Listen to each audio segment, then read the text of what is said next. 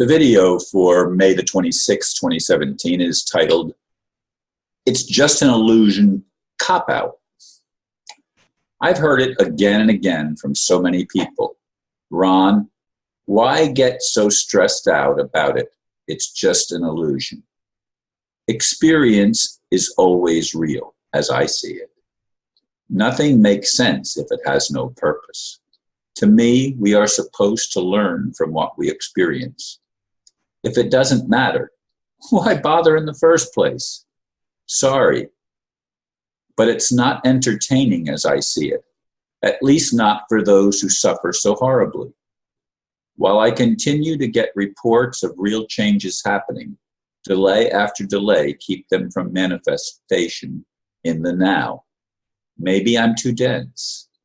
I just don't want to believe it doesn't matter what we do. As I said, that's a cop-out, a refusal to take appropriate action.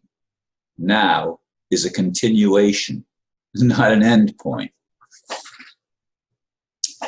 Indeed, as I got rid of my library, the majority of my library yesterday, that's going to end up, I guess, being thrown in the trash, although people did offer me some suggestions as to how I can take further action. I don't want to take further action. I'm finished with it. I have to let go, and whatever happens, happens.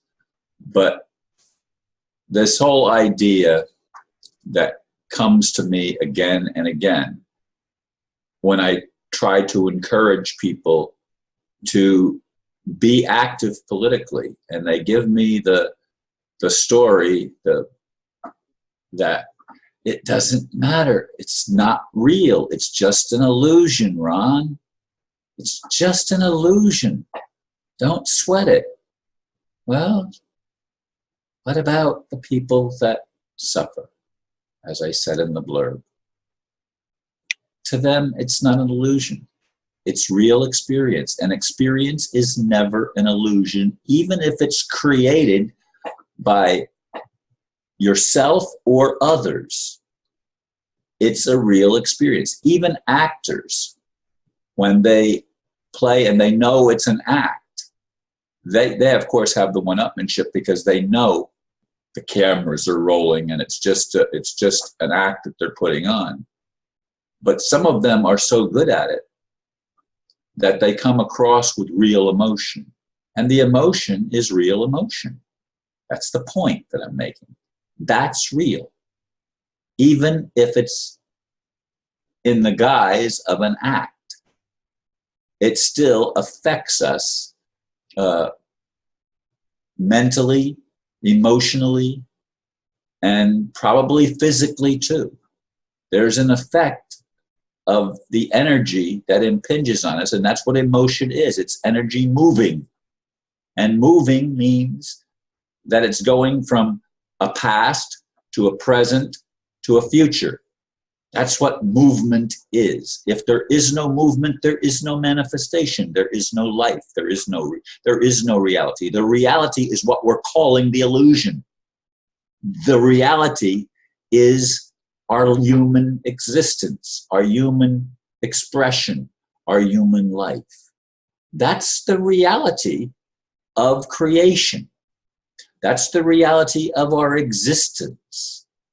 And it has been co-opted by those who lie to us. And they lie to us through the money structure, first of all. That's the one that enslaves us. But they lie to us through our religion and our so-called religious beliefs, our ideologies. They lie to us through our politics. They lie to us through the way we conduct our business. They lie to us all over. And who are they? Well, they perhaps were we at some point in the past. As I said, I had a past life, vivid past life experience where it seemed like I was presiding over human sacrifice, which makes me sick to even think that I would have ever played that role. But that's a long time ago, or at least my perception of time is that it was a long time ago. It's not in the now. It's not what I'm doing now. And I've moved on from that role that I was playing. And maybe the people that are playing roles now in our world can move on from their roles. That's my hope. I would hope that none of us perish, but that we all come home to love, that we all come home to living our lives to benefit one another rather than to control and to sap whatever life force we can out of each other. That we actually learn that the only real solution is to build each other up, not to tear each other down. That's what I've wanted to do since I was a little boy. That's why I studied so many things, and I tried to find common ground, as I've said in so many of my videos. I've tried to find common ground, and the common ground is love. Even Islam teaches love. Even Judaism teaches love. Even even Hinduism and see, I forgot Buddhism. That's the one that I was trying to think of. And of course, Christianity teaches love. You know, for God so loved the world that he gave his son. Well, God has given his son, which is us, over and over and over and over again. We are the ones. We are the divine children. We are the ones that have come to manifest the kingdom of heaven on earth. But we're never going to be able to manifest it if we keep making excuses why it's not our responsibility. Whose responsibility is it then if it's not ours? You say, well, Ron, I can't do anything about that situation. Well, as long as you believe you can't, you won't. I've always believed that I can make a difference. That's why I've done so many of the things that I've done throughout my life, because I've wanted and I've tried hard to make a difference.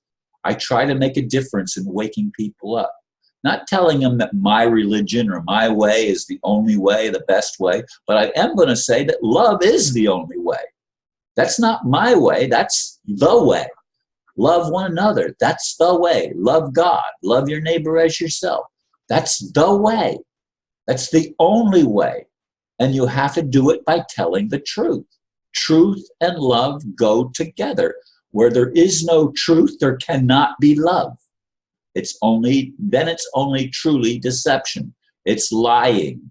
It's deceiving one another. Mostly it's deceiving yourself, that you think you can achieve something great and something important without telling the truth, by coercion and by creating constant conflict, and by chasing some false thing like money, even if it's gold. You know, it's still an illusion. It's still not the real thing. The real thing is love. We are the real thing. We are the truth. And the way, the truth, and the life lies in us, not just in Jesus. Jesus may have said it, but others have said it too. And it's up to us to recognize that we are that. I am that. That I am. I am the one who needs to change my mind and to renew my heart and my spirit so that I can build bridges to my brothers and sisters, so that I can help myself heal by helping others heal. Oh, what a concept. It's not do unto others and you're not affected. No, you are. We always are affected by the actions that we take.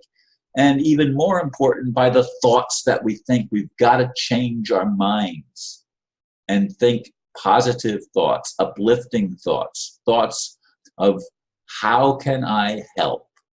What can I do that will make a real difference? We have to ask ourselves the important questions, not what's in it for me, but how can we all come home to the thing that we were created to do, and that is simply to love and to grow and to become the best we can be in every now moment. It's not an illusion. It's what we've been given to work with. Let's work with it, and let's work with it together to heal and to manifest goodness on earth. Thank you for listening, and namaste.